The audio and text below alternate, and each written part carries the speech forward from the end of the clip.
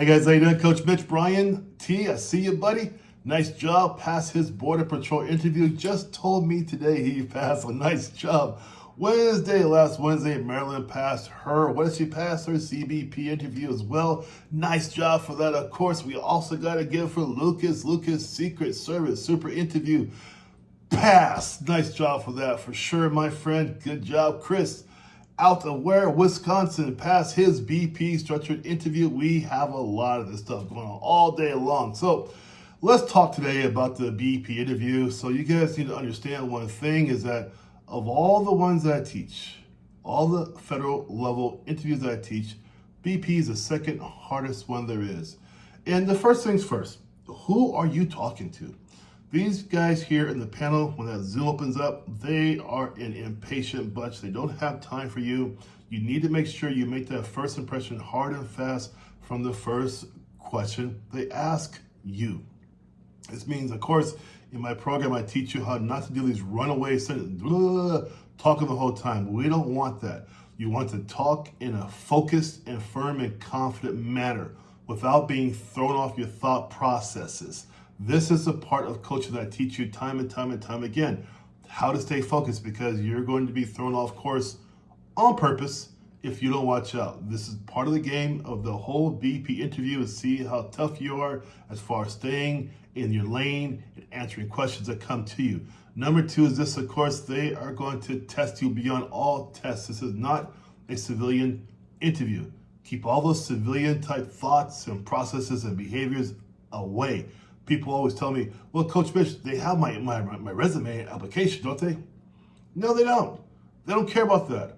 Well, that's interesting. No, it's not interesting. They have 12 to 15 people that they're interviewing every day. They don't have time to look at your resume or your interview before they talk to you. What about my college education? Doesn't matter about that. They don't care about that. Those are not things they're worried about. Here's what they're worried about. 4 situational questions for you that are very tough in nature, very well researched, and they are built to see if you can indeed answer those questions. That's what it's all about.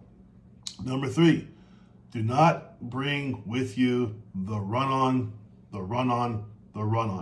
People often lose their track of thinking because once that Zoom opens up, these two people are looking at you very hard like this, no emotions like this, and they're going to ask you questions that you've never heard before that are going to, on purpose, throw you off. You cannot fail that part, because if you do, you're going to fail the whole interview. You got to come back in 6 months. You can ask anybody who's taken it before, they'll tell you it's a tough interview, and it really is. I've been doing this for a long time. If you're serious about passing your interview, of course, get into my coaching program. I can help you do that at a 90.4% success rate. Yes, 9 of every 10 of my clients actually pass the BP interview. That's because I have it designed and set up and perfected to a way that makes sure you have the best chance to pass. Guaranteed? No, nothing's guaranteed. But 9 out of 10 is a really good chance of passing that structured interview. Last thing I want to ask you is this, is that are you ready to ask questions? Yeah. Then you're probably saying, well, what kind of questions, right? Those are imperative for the Border Patrol interview.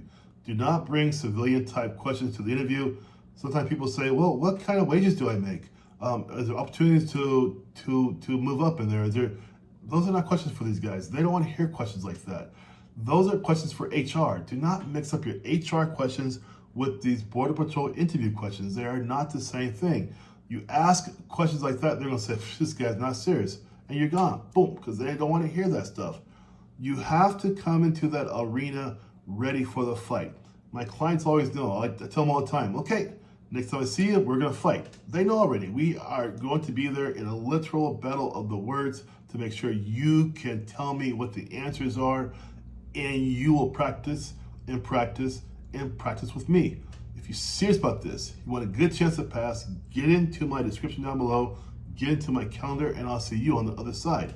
You can do this, you guys. Take care. Bye-bye.